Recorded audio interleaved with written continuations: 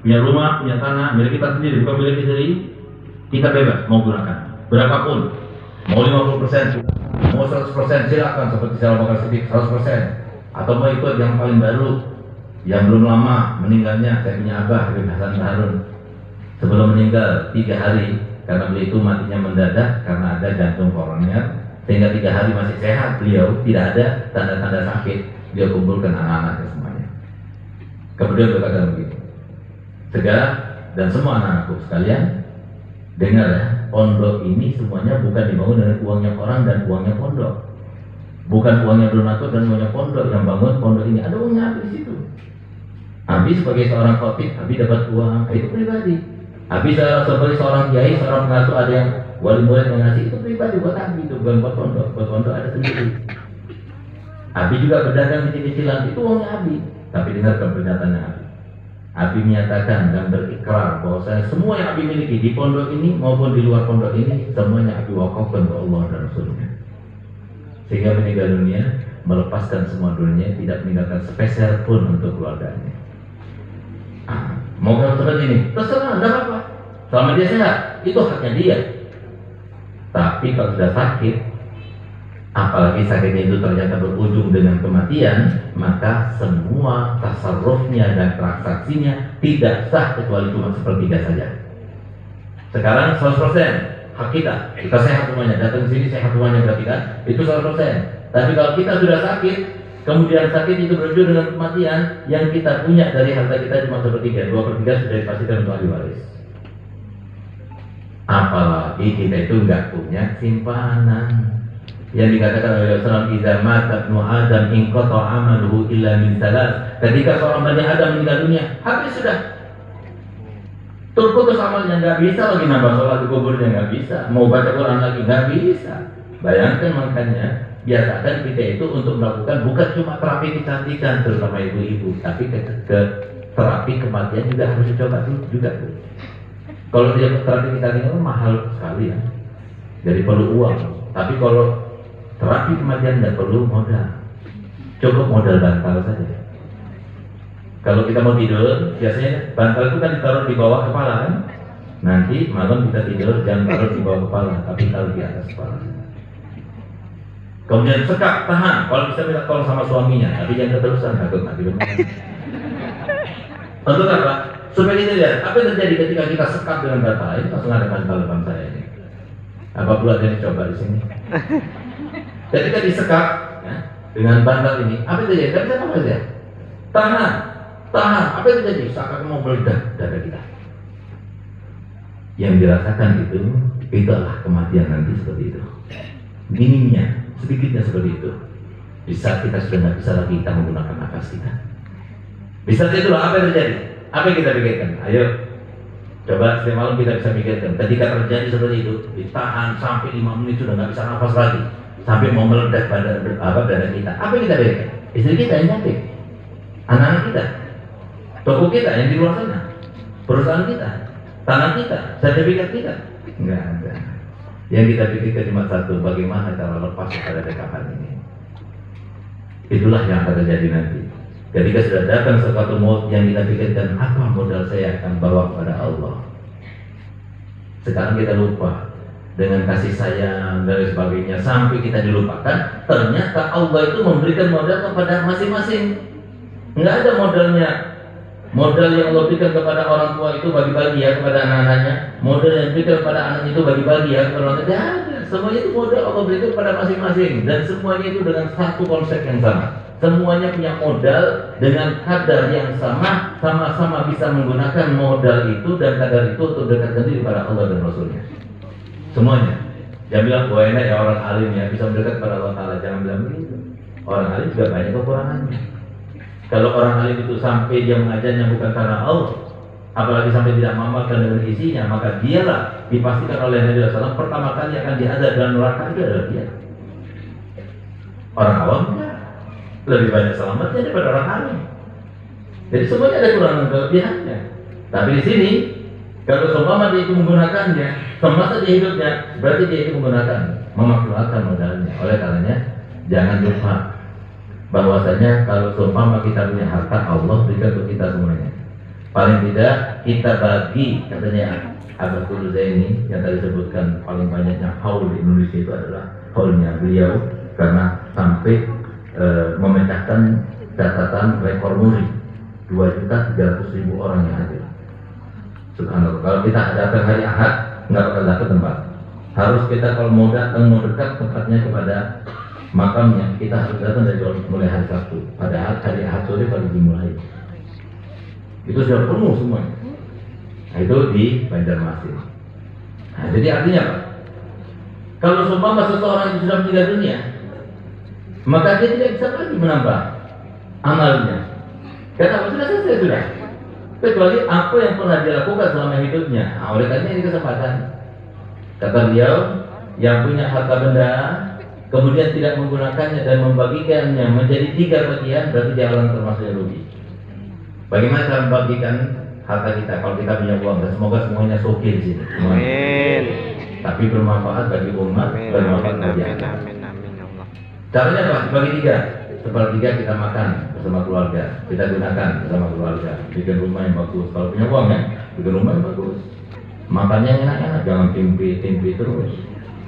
Nah, karena apa? Ini filsafat yang diajarkan Nabi Muhammad berdasarkan Al-Quran. Di mana Allah Ta'ala firman dalam Al-Quran, fa'amma bini'mati rabbika hadis. Gunakan, tampakkan itu nikmat. Jangan sampai kita ikut filsafatnya orang sebelah itu, di mana di sebelah itu mengajar kepada kita, kalau kita mau kaya, kalau kita senang masa depannya, dari sekarang tuh hemat. Nah, kalau sudah banyak baru kita nikmati. Kita mau nunggu sampai kita stroke dulu baru kita nikmati, sampai kita kolesterolan dulu baru kita nikmati, sampai kita kena gula dulu baru kita nikmati, sampai kita kena hipertensi dulu baru kita nikmati. Sudah nggak boleh lagi. Dari sekarang kita nikmati. Harusnya seperti itu. Kita punya uang, bisa beli HP seperti HP saya ini, Pak. Beli. Kalau punya uang beli. Kalau nggak punya uang jangan utang. Kenapa? Jangan dipaksakan, ukur dengan keuangan kita. Yang masalah itu adalah dia bisa mampu untuk lebih dari itu, dia tidak gunakan, itu rugi. Mohon maaf, waktu terus berjalan, Pak. Kita yang capek siapa? Suami. Yang capek siapa? Ayah. Dia kerja dari pagi sampai sore, lalu dia tidak menggunakan, kasihan. Dia yang menggunakan. Sehingga apa kata Muhammad SAW? Kami talibin walaysa bi'akilih. Berapa banyak orang cari harta tapi dia ikut makan. Dalam hadis lain ada sabda, ya guru ibnu Adam mali wa ma malu illa ma akalta fa'abnait aw labista fa'ablayt aw tasaddaqta fa'abbayt wa ma siwa dzalika fadzahibun aw tarikun linnas. Berapa banyak orang mengatakan, ini loh rumahku, ini sertifikatnya, ini tanahku, ini sertifikatnya. Apa kata Muhammad? Yang mana hartamu? Kecuali kau makan sampai habis, kecuali kau pakai sampai usang, kecuali kau sedekahkan, dan itu akan tetap kekal selamanya di sisi Allah disimpan. Selain daripada 3 hal itu yang terjadi adalah salah satu daripada 2. Fadzahibun pun akan hilang, ditipu orang, dimakan kebakaran karena bencana alam dan sebagainya. Kalau itu nggak terjadi, maka akan terjadi kedua. Apa itu? Autariquhu linnas, ditinggalkan untuk orang. Tidak dikatakan Nabi Muhammad SAW ditinggalkan untuk keluarganya, ditinggalkan untuk ahli warisnya, ditinggalkan untuk anak istrinya, tidak. Tapi ditinggalkan untuk orang. Kenapa? Karena ini terjadi Pak sekarang. Mohon maaf, kalau bapak-bapak, ibu-ibu belum sugih jangan meninggal dulu ya. Kenapa? Sekarang ini lagi tren di antara anak muda, kalau ada orang tua meninggal dunia tanpa meninggalkan warisan, maka dicaci habis. Nggak percaya, coba aja mati. Kenapa? Dasar mereka, karena mereka nggak paham. Dicaci bagaimana? Dasar orang tua nggak tahu diri, nggak bisa menguntungkan anak-anaknya. Apalagi sampai punya utang, kemudian kita berharap nanti ahli waris saya yang akan bayarkan. Nggak bakalan, Pak. Nggak bakalan. Yang ada itu yang sudah diberikan itu merasa kurang, masih jauh. Apalagi ada utang. Ini bisa terjadi. Di kota tempat saya, di Jawa Timur, ada satu orang yang kaya, asetnya itu 54 miliar.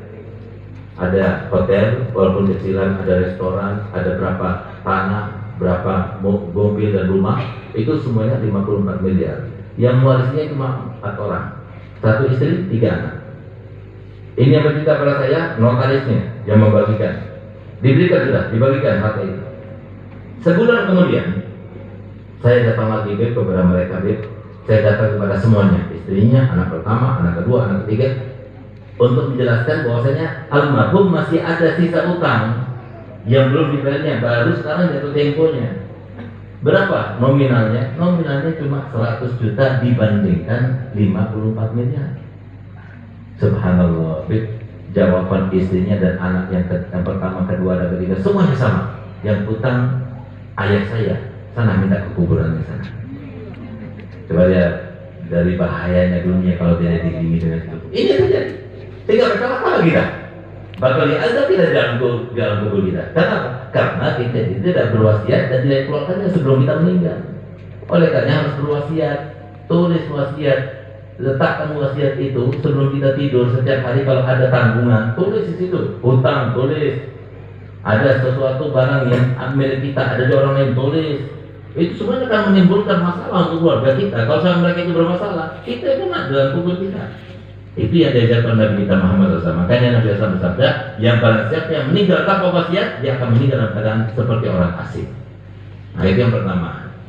Dan yang kedua, sekarang yang ketiga apa? Supaya harta kita barokah. Apa itu harta yang barokah? Barokah itu diambil daripada hadisnya Nabi yang berbunyi, di mana hadis itu juga hadis qudsi yang diriwayatkan oleh Nabi. Qalallahu ta'ala, iza ata'ani abdi raditu anhu wa iza raditu anhu baraktu fihi wa fi atharihi wa li hayati barakati wa iza asani abdi sakhattu alaihi wa iza sakhattu alaihi la'antu wa la'nati talhaqu sabi'a min waladi. Ya, artinya jika ada salah satu daripada hambaku yang berbuat baik kepadaku, aku ridho kepadanya. Ketika aku ridho kepadanya, aku akan berkati dia, aku berkati hartanya, aku berkati semua yang terkait dengannya. Dan ingat, keberkahanku tidak akan terbatas sampai keturunan yang keberapa. Tapi sebaliknya, jika ada di antara hambaku yang berbuat maksiat kepadaku, aku akan murka kepadanya. Dan ketika aku murka kepadanya, aku akan laknat dia. Dan ketahuilah bahwa saya laknatku akan sampai kepada keturunan yang ketujuh. Memang tidak ada yang namanya dosa diwarisi, imbasnya ada. Imbas itu datang dari Al-Quran enggak? Nah, oleh karena itu, bagaimana cara kita mendapatkan keberkahan? Ini ada alternatif yang ketiga. Menjadi ahli zikir nggak bisa, menjadi orang alim nggak bisa. Jangan sampai lepas yang ini. Apa yang ketiga ini kata Nabi? Au muta'alliman, jadilah orang belajar. Anak kita masuk ke pesantren. Kita yang sudah tua ini datang ke majelis taklim. Di situ ada keberkahan, di situ ada rahmat dan sebagainya. Kita pulang ke rumah, bawa berkah, tersatu dengan istri jadi berkah, tersatu dengan harta benda jadi berkah, masuk ke rumah, rumahnya berkah, semuanya kalau sudah ada berkah. Sebagaimana kata Habib Ali Husain bin Maulid, habba idza barakal maula tulafi hubu. Yang namanya satu biji, kalau sudah Allah berkati, maka bukan satu biji yang kita dapatkan, tapi ribuan bahkan jutaan biji. Itu namanya berkah. Oleh karena itu, kita punya anak nggak berkah, nggak bermanfaat. Kita punya istri nggak berkah, nggak membahagiakan. Kita punya rumah nggak berkah, nggak akan tetap hidupnya. Semuanya kalau nggak ada berkahnya, maka kita tidak berkah kebahagiaan. Oleh karenanya rahmat itu anugerah.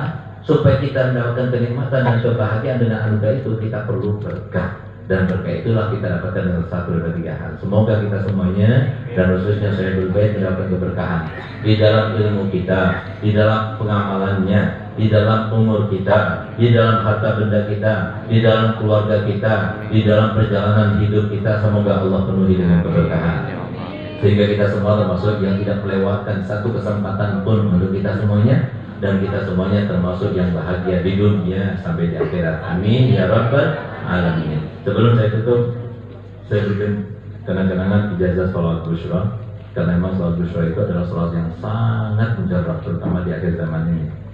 Sholat busyra itu adalah sholawat yang diimpikan oleh salah satu putra abah saya, tepatnya pada tahun 2016, lebih tepat lagi pada malam 10 Muharram. Begitu dia diajarkan dan ditalkinkan oleh Nabi dalam tidurnya, dia bangun itu tepat jam 2 malam. Dan subhanallah, itu yang namanya bau kahul itu semerbak di kamarnya dan tidak hilang sampai 3 hari 3 malam. Mujarab sekali. Paling sedikit kalau kita itu baca sholat busyra ini, kalau sudah 3 bulan istiqomah, itu yang namanya dada kita, hati kita jembar terus, enak terus, bahagia. Ada saja kabar gembira, kemudahan demi kemudahan. Yang namanya orang punya hutang cepat lunasnya, nggak punya kerjaan dapat kerjaan. Pokoknya semuanya yang sesuatu yang tidak mungkin jadi mungkin. Oleh karena sebelum saya bacakan untuk diikuti oleh antum semuanya, saya akan terjemahkan dulu supaya lebih mantap. Bismillahirrahmanirrahim. Allahumma sholli wa sallim, ya Allah, haturkan salawat serta salam ala Sayyidina Muhammadin, kepada junjungan kami Nabi Muhammad. Sahibil Bushra, Nabi Muhammad itu adalah sumber dari segala macam kebahagiaan dan keberkahan. Tidak ada seorang pun dapat karunia kecuali pasti pintu utamanya dari Nabi Muhammad. Salatan, salawat yang aku baca ini ya Allah, maksudnya, tujuannya dan harapannya, tubasyiruna biha, engkau bahagiakan kami, wa ahlana, dan semua keluarga kami, wa uladana, dan semua anak keturunan kami, wa jami'a masyaihina wa ma'alimina, dan semua guru-guru kami, wa talabatana wa talibatina, dan semua anak keturunan kami, min yaumina hadza, dari hari ini engkau bahagiakan kami ya Allah, ila yaumil akhir, sampai hari akhirat nanti. Jadi mujarab sekali, bahkan yang di antara yang paling akhir yang kami ketahui yang telah membuktikan mujarabnya selawat ini, ada satu orang gadis umurnya 22 tahun, 11 tahun tidak bisa jalan karena kena penyakit lumpuh. Akhirnya dia dengar dari salah satu medsos tentang selawat ini, akhirnya dia baca. Istiqomah 3 tahun, subhanallah, tiba-tiba suatu waktu dia itu bangun tidur, dia langsung jalan, nggak sadar dia. Begitu dia jalan, dia kaget, loh, anak nggak bisa jalan. Dia teriak histeris, dan dia datang kepada saya dan menceritakan.